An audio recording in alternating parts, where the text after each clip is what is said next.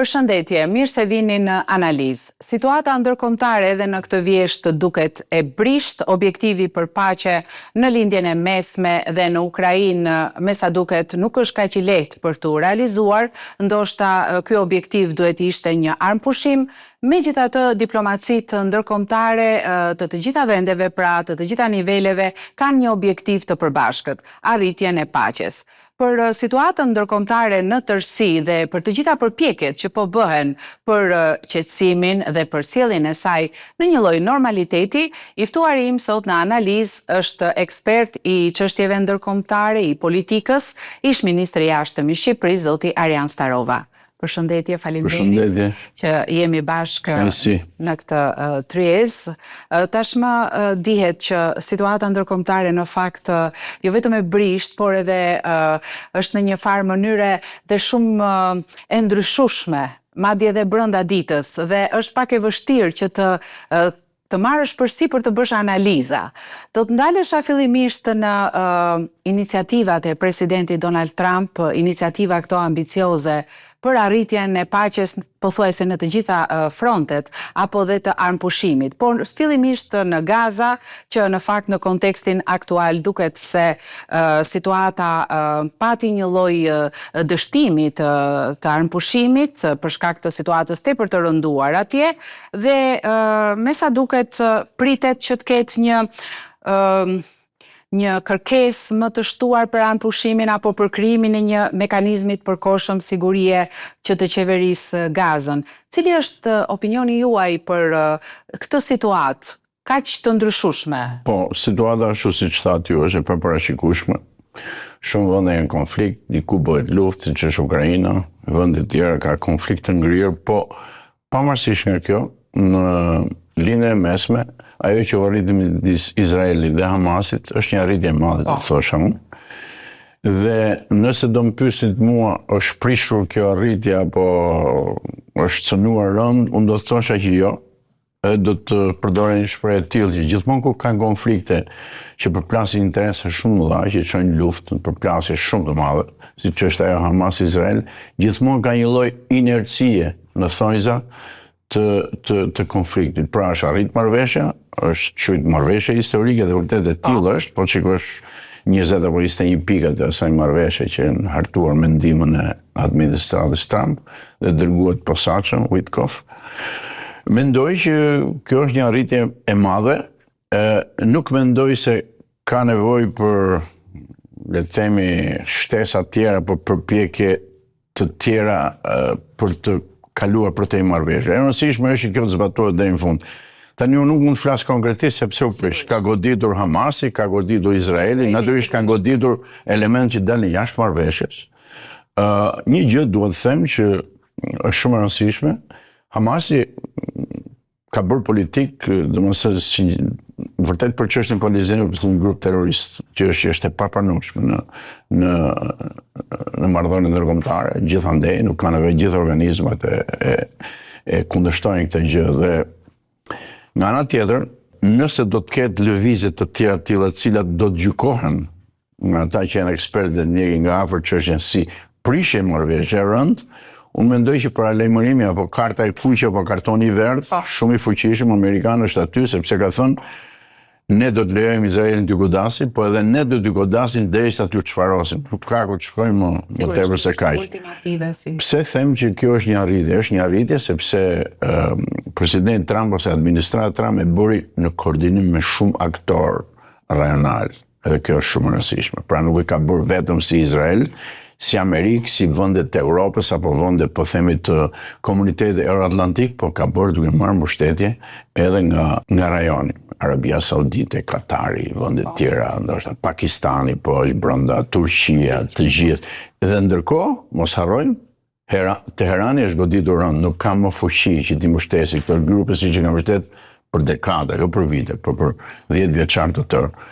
Kështu që them, Prandaj e quaj një inerci në thojzat konfliktit, sepse nuk mund të vështirë nga i konflikt shumë i tensionuar, me shumë viktime, me shumë shkatërime, direkt në i paqe idilike. Ka që gjatë edhe pa dritë në fund të tunelit. E vështirë do ishte, kjo gjithmonë do të kishte, se gjithmonë se e që arrihet një marrëveshje ne duhet dim diçka, pavarësisht se ajo që bëhet publike është e tillë arritje, gjithmonë nga dy palët ka kundërshtar. Patjetër. Edhe nga Izraeli, pse bëhet edhe nga Hamasi, pse edhe kështu që ajo përkthehet në inercinë e këtyre gjërave. S'ka ndërzuar të gjithë ato pengjet, ka ndërzuar një peng të vdekur, domethënë, jo të gjallë, jo ato që duhet, e tjerë gjëra të tilla. Për sa i përket të gjitha këtyre opinioneve që ndat, kishte edhe një deklaratë zëvendës presidentit amerikan Vance, i cili thoshte plani po ecën mirë. Pra jemi në këtë, por kemi edhe një argument tjetër për sa i përket situatës në Gaza në mënyrë të posaçme, rindërtimit të saj. Plani i presidentit Trump përcakton që Gaza përkohësisht do të qeveriset nga një komitet teknokratik apolitik i përbërë nga ekspert të kualifikuar palestinez dhe ndërkombëtar. Bordi i paqes do drejtohet nga vetë kreu i shtëpisë bardhë, mes antarëve është përmendur emri kryeministrit britanik Tony Blair. Por në plan mungon Bashkimi Evropian, ndonse në fjalimin para Asamblesë Përgjithshme të Kombeve të Bashkuarat muajin e kaluar, zonja von der Leyen njoftoi planet për të krijuar një grup të posaçëm donatorësh për të koordinuar dhe financuar rindërtimin e Gazës. Nuk mund të shtoj gjëra të tjera, unë besoj që edhe BE në një farë mënyrë do të angazhohet ose si BE ose si vende të veçanta, patjetër. Por rëndësishme është që ky plan tashmë është gati. Nuk do zbatohet vetëm nga amerikanët dhe izraelitët dhe palestinezët, po edhe nga vendet rajone. Pra dhe ata do të investojnë. Përfshirë dhe Turqia, që është një aktor i rëndësishëm. Madje Turqia, siç e dini dhe ju, besoj ka filluar spastrimin e gërmave, pra përgatitjen e terrenit për fillimin e ndërtimit. Do mendoj që ky është një plan i cili i hap një perspektivë shumë të madhe Gazës dhe një paqëtimi afatgjatë midis palestinezëve dhe hebrejve apo izraelitëve, mendoj. Gaza ka qenë një konflikt që në një farë mënyrë, tani unë nuk mund të gjykoj se ndjem pak keq kur gjykoj nga larg, sepse ata e dinë më mirë. Po kur krahasoj Gaza dhe konflikte lindur atje me ato konflikte të vogla apo përplasje interese që kishte në brekun perëndimor, shumë kontrast shumë të madh. Edhe ata që janë në brekun perëndimor, ata palestinezë e kanë dhimbshme, duan çështjen e tyre, duan një shtet pavarur të tyre, e tjerë, po nuk kishin zgjedhur të luftonin me metoda terroriste. Dhe në një farë mënyrë marrëdhëniet ishin më normale, vërtet që protestonin për shtrirjen e kolonive izraelite e shumë gjëra që janë të ndëlikuara këto, po që pra ajo ishte një lloj embrion, një lloj shembulli sado i vogël që tregon se midis dy popull ka një të ardhmë. Ndërsa po të shkojmë prapa në histori, por nuk do të na vlente shumë, atëherë tregon që ato dy popull kanë bashkëtuar me njëri tjetrin, pavarësisht se filloi diaspora nga arsye të tjera pastaj tërbotën. Kështu që unë them që mbyllja e kësaj lufte, paqëtimi, përfundimit dhe ndërtimi i Gazës hap një perspektivë dhe më në fund i jep paqe atij rajoni, një paqe afatgjatë. Shpresoj. Është për tu përshëndetur. Dhe sigurisht një tjetër zonë vërtet e brisht për sa i përket situatës konfliktit dhe luftës në Ukrainë dhe një tjetër iniciative presidentit Trump është pikërisht arritja e paqes në Ukrainë që ka përkuar edhe iniciativën e paqes në Gaza. Ishte takimi në shtëpinë e bardhë mes presidentit Trump dhe homologut të tij ukrainas Zelenski, ku presidenti Trump e nxiti atë për ndalimin e luftimeve dhe refuzoi nga ana tjetër kërkesën për armatime shtesë. Pritet pra që edhe vetë Bashkimi Evropian të miratojë sanksione të tjera, është pikërisht ajo paketa e 19 kundër Rusisë. Edhe një takim i shumë pritur mes kryediplomatëve, sekretarit amerikan të shtetit Marco Rubio dhe atij rus, Sergej Lavrov, përkohësisht është pezulluar dhe sigurisht duket se janë rritur tensionet mes sepse intereset janë shumë të kundërta. Kuptohet, nuk mundet që Rusisë të njohësh aty ndryshim kufish siç ndjehen gjërat, do të ketë. Po ndryshim kufish sipas Oreksit të Moskës apo të Putinit, që në themi të administratës Putinit, nuk mund të ketë, sepse edhe Po themi Ukraina s'është vetëm ka mbrapa BE-n, ka mbrapa Shtetet Bashkuara të Amerikës, edhe këta janë diçka, domethënë puna është mos shkohet në një përplasje të tillë, por prandaj Trumpi ka insistuar dhe megjithëse ti nuk e mund dot dhe që të shmangin për shkallëzimin, i jepi atë që ka pritur mbaja, do siç duhet Donbasin tër, kurse ky ka territore që i mban Ukraina. Nuk i ka marrë dot ai. Bile ka zona ai që përpiqet luftojë dhe ka muaj të tërë që nuk ka arrin dot të bëjë asnjë. Madje ka humbur tokë, po mos e thot ka marrë tokë për realizoj objektiva, nuk është situata ashtu. Por nuk e di, është e vështirë sepse Zelenski ndërkohë përfaqëson popullin, është garanti kushtetutës, kushtetuta atë cënimin e territorit e ka të shenjtë dhe të sovranitetit, dhe çdo njeri çdo njeri po ta vinte veten në vend ti nuk do të jepte aq lehtë territorin. Edhe nëse bie dakord, ai duhet të bëj paraprakisht me kolegët e tij, me parlamentarët që ka të bëjë një deal, bëjë një marrëveshje se si mund të arrihet aty. Por unë mendoj që logjika që atje mund të ketë një paqe me ndryshim territori që pranojnë të dy palët është një logjik e drejtë, sepse në fund kufici ka caktuar zoti, njerëzit kanë caktuar produkt luftrash, produkt marrëveshje, siç ka qenë Çekoslovakisë, ndarja Slovaki, Çekia etj. Dhe kur vjen në një balans luftën, viktimat, shkatrimet, parat që këto shkatrime kërkojnë për të rikthyer vendin aty, në një anë tjetër, ndryshimin e kufive, sigurisht që le të bëhet kjo gjë, të mbyllet kjo gjë, çështja e luftës. Shikojmë, është e vështirë. Jo thash se është e vështirë dhe prandaj si kemi shtyrje, po unë besoj që do bëhet ky takim, besoj që mund shtyhet, po do bëhet, sepse nuk ka kuptim, sepse të dy palët kanë shpreh vullnet, edhe Putini ka shpreh vullnet që duhet ta mbyll luftën. Tani ai ka treguar shumë herë që do me mbyll luftën, por ndërkohë godet pallate, godet rezidenca civile, godet jo objektiva ushtarake, që është e turshme dhe qesharake, po s'kemi që bëjmë, kjo është situata dhe prandaj sa herë që flitet dhe mendohet duhet të besojmë në një farë mase. Për të mos arrit puna aty tek një përplasje madhore, kjo përplasje madhore duket sikur shumë njerëz i tremb, por përplasje madhore për mua ka vetëm rezultat shkatrimin e Putinit. Po nuk e di, gjithmonë bota perëndimore demokratike është gjithmonë më e përgjegjshme. Domethënë luftën e lesi gurin e fundit fare, ose s'ka fuqi. Po të krahasosh 32 shtetet e NATO-s, për shembull, me Rusinë, janë kështu, që nga GDP-ja, që nga armët, që nga aftësitë, që nga ato armë që nuk deklarohen. Sepse në YouTube mund shikosh, mund të bësh krahasime, ka shumë gjëra të tjera që nuk dihen, por gjithmonë është kjo përgjegjshmëri shumë e lartë, e cila gjithmonë përpiqet shmangi, edhe me pak sakrifica të vogla. Por për ta mbyllur, po them, nëse arrihet një armëpushim, shpresojmë të arrihet shpejt, do të jetë me sakrifica për Ukrainë, sepse edhe Rusia ka bërë sakrifica, janë vrarë njerëz e tjerë në dy palët, por në fundit ai ishte agresori. Nuk ishte Ukraina që nisi luftën.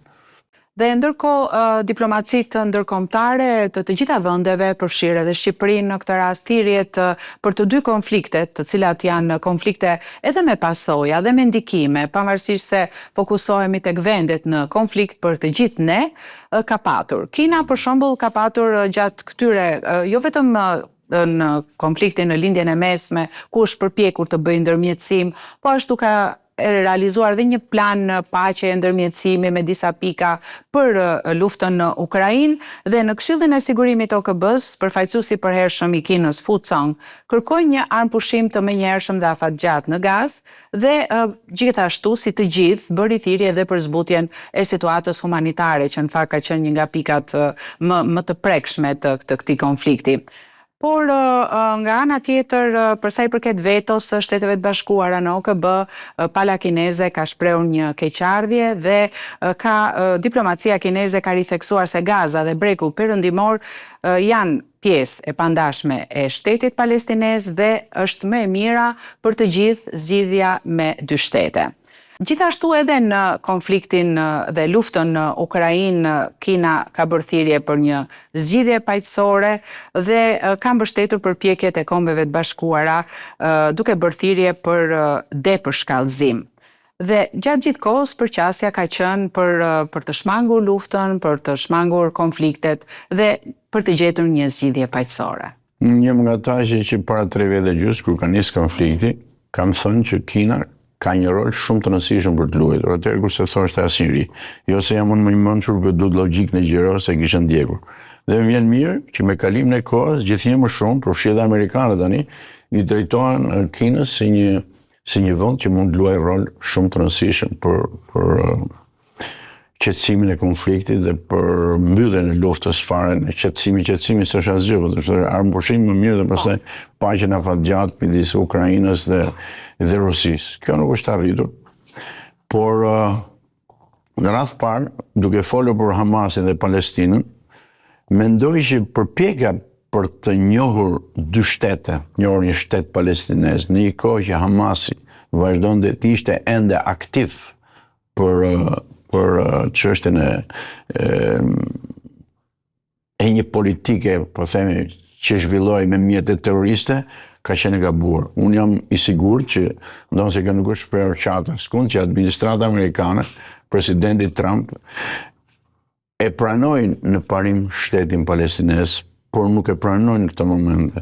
Në radhë parë duhet të çarmatoset, të shvënjoset Hamasi, dhe pastaj mund të diskutohet gjëre gjatë çështja nëse do të ketë dy shtete apo kujt dihet, mund të ketë një konfederat të ardhshme, një bashkëpunim, kush e merr vesh midis dy shtete. Por kjo është ende herë. E rëndësishme është që atje është arritur një rezultat i tillë. Kina